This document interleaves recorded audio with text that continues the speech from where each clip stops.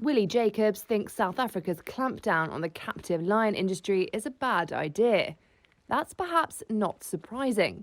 He owns the Ukutula Lodge, where tourists can interact with big cats.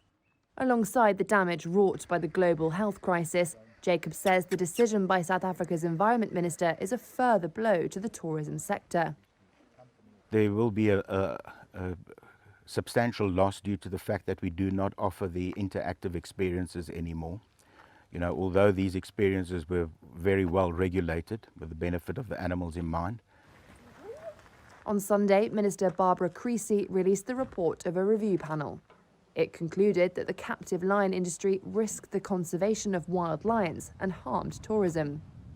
The panel recommended ending the captive breeding of lions and the keeping of captive lions for economic gain. That includes hunting them and tourist attractions such as cub petting. It also recommended an immediate moratorium on the trade of lion derivatives, such as bones. Jacobs says he's not involved in hunting or the bone industry.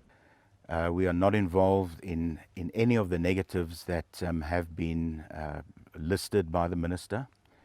So for the sake of research, for the sake of science, for the accessibility for universities and scientists or researchers to have access to our animals, I think is a very important thing.